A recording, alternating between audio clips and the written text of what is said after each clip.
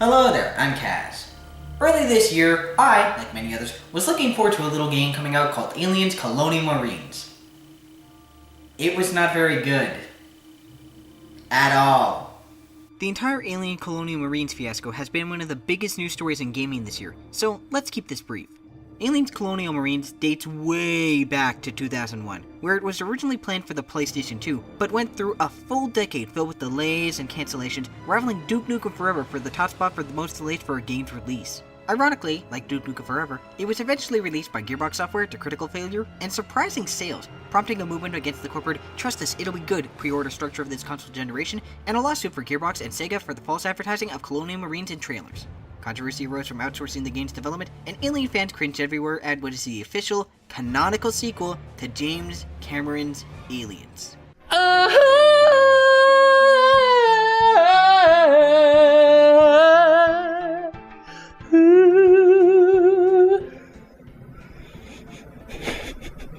But hey, at least we can content ourselves with the other Aliens Colonial Marines game that was actually really good.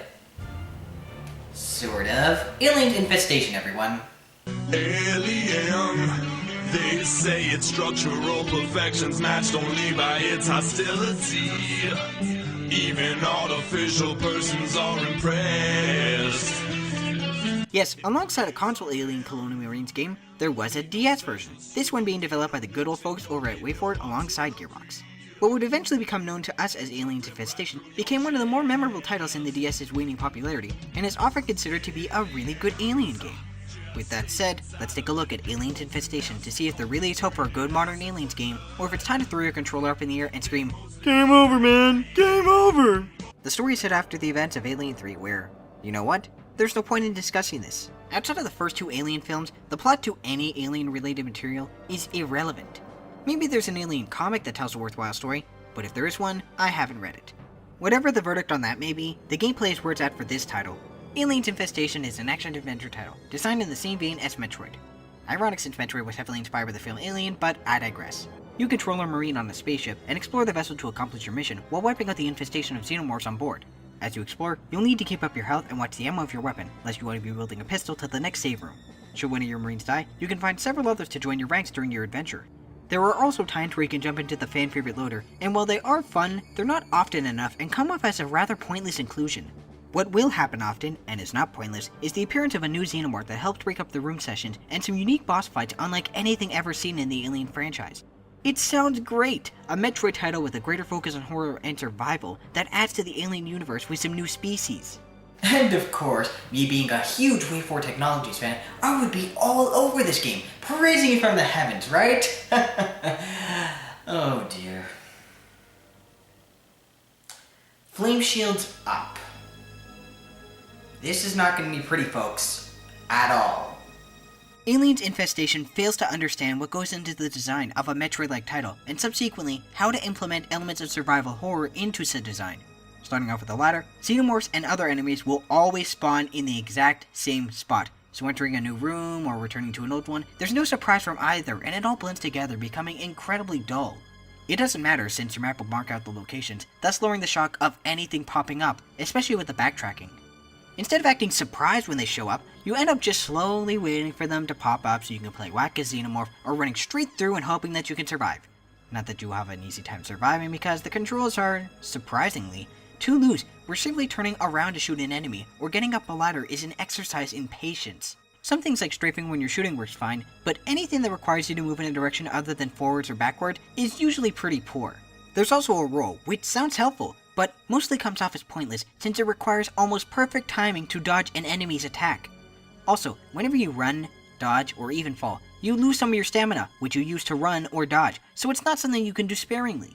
Often, you'll just end up moving incredibly slow when you just want to get to the next section, not helped by the many times where you'll be stuck in a tight corridor where you can either walk really slow or roll.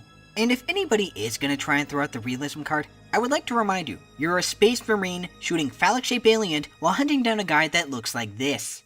Speaking of shooting, there's also a cover system where you can hide behind boxes and other objects lying around to avoid getting shot and shoot back. It's actually one of the few aspects Infestation pulls off, having you think about when to pop up and shoot or avoid fire up close, namely because when you're firing right next to enemies, your bullets won't connect. You have to have some distance between you. However, this also slows an already sluggish game to a crawl and leads into my biggest problem with Aliens Infestation: the pacing. Not the atmosphere, quite the contrary, as the environments give you a truly gloomy feeling as you explore them. Not the pacing of the story, since, as previously mentioned, the story does not matter.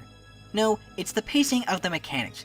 In most of the Metroid games, and most games that took inspiration from it, there are times where after obtaining a piece of equipment, you can reach areas not only previously inaccessible to you before, but can also play the game in a different way.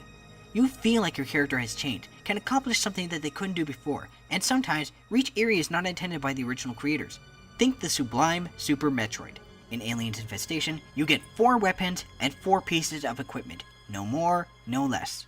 It never gives you a feeling of progression, no growth of character, no change of perspective. You still feel like the same Marine as you started off as, just with a different weapon in hand, restricted to your role. That word summarizes a lot of Alien Infestation's problems. Restriction.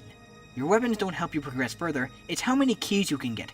You do come across some items that allow you to progress, but it's not because you discovered a new power or gained a new ability that will make your journey easier. It's because it's designed that you can only progress to point B until you get to item A, and only item A will let you through.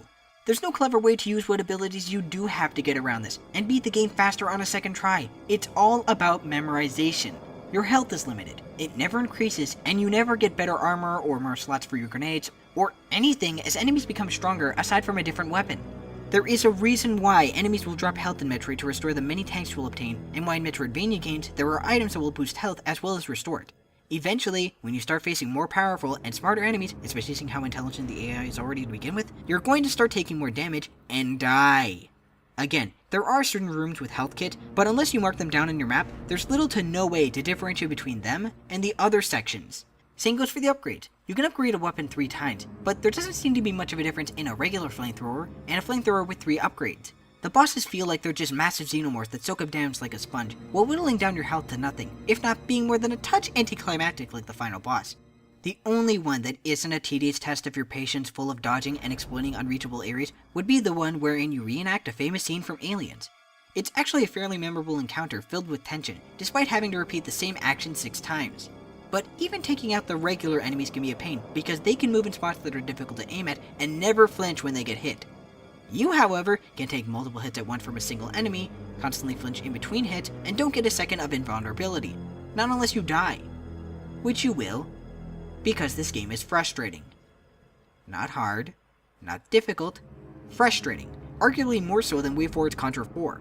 Putting aside the fact that you can use the Konami code in Contra 4, have multiple continues, and aren't given limited ammunition, you can also play it with a friend, making things slightly more bearable. Here, you're given only 4 Marines, think 4 health tanks. You can only have a maximum of 4 at one time, limiting the amount of hits you can take in a difficult encounter, and if one of your Marines do bite the dust, you have to go all the way to the other side just to get that one extra Marine so you don't get a game over at the next boss. There's no freedom to explore or sequence break the game. Exploration is limited to wherever the designers want you to go, not where you want to go, or more importantly, where you can go with the abilities you've acquired. And this goes for things like upgrades too. They're hidden, and I use that term very lightly, around the space station, but you can't get a lot of these secrets when you first spot them. Even when they're staring you blank in the face, it's only when the designers say you can. You can't even go down an elevator if you're not standing in the exact same spot that they want you to be standing.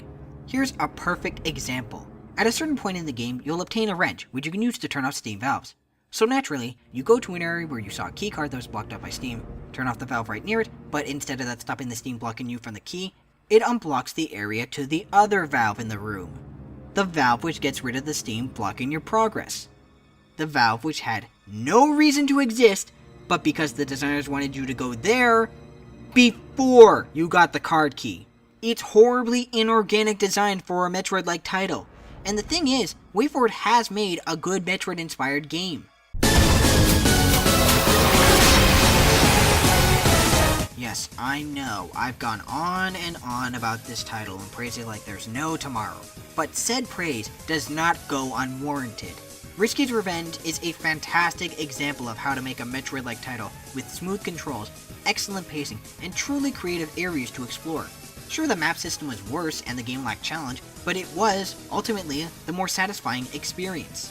If Shantae Rich Kid's Revenge is a Metroid-like done right, then Aliens Infestation is a Metroid-like done wrong. It has some unique ideas, and some parts really do highlight them, showing that there is a good game hidden underneath it all. but it does not understand how to execute them properly. Admittedly, it could be more Gearbox's fault since they also helped work on the title, but it does not make a difference on who to blame for the end result. Wait, the Highlander was responsible for this game? Sure, why not? Aliens Infestation is one of WayForward's weaker games on the DS, and while it has its moment, it's nothing more than a fair adventure title. Finally, the presentation, where there is some praise to be held. Some. WayForward is known for their gorgeous sprite work, and Aliens Infestation boasts some of the best on the DS. Incredibly detailed backgrounds, wonderful artwork, and glorious sprites for allies and enemies alike, all of which you've come to expect from WayForward is here, and it is magnificent. Visually. The sound fits the environment, but nothing sticks out among them, save for the awesomely cheesy Alien song, and it lacks variety. The rest of the sound design, however, is underwhelming, with grunts from Marines that sound disinterested in their mission, and weapons that lack any punch to them. The Xenomorphs sound as they should, somewhat alien-like but otherworldly and unknown, but that's all the praise the sound design can be given. Overall, good-looking game. Weak in every other category. To be sure, Aliens Infestation for the DS is much better than the Aliens games that we've gotten on consoles, like Aliens vs. Predators and of course, Aliens Colonial Marines, but is it any good? Great? No! It's not! It is, at best, a serviceable platformer and Metroidvania title that fails to stand out amongst the crowd, of which there is some incredibly steep competition going for the title of Best Metroidvania Title on the DS. If you want a good Metroid-esque title on the DS, go hunt down the Castlevania DS titles or Monster Tale. Or if you have a DSi or 3DS, pick up Shantae Risky's Revenge. Or Cave Story. Before we end, let me make one point as clear as I possibly can. Aliens Infestation is not a bad game. It is a serviceable title, an average Metroidvania experience, coming from a studio who has brought us much better. And while I have nothing but respect for the good old folks over at WayForward Technologies, Aliens Infestation does no justice to the license it holds, earning a 5.5 out of 10. Until next time, game on, my friends. Now to see the comments that people leave for me on this one. Their fate depends on whether there's an airlock, whether they're in space, and whether there's a chick who's just too fast to be good. But the pros have come to fight. But the pros say they have to get off before 20. You know what? I'm not finished with this title just yet. I just need to let it all out. You know what? I'm gonna go on Twitter. Barely anybody follows me anyway, so I'm gonna go there. I'm gonna just let it all out. I mean, it's not like anybody's gonna care about what I'm saying. Alright. Infestation. Not very good. Pretend to type a little bit more and then hit enter. There is no way that anyone's gonna even bother reading that or retweeting it or responding.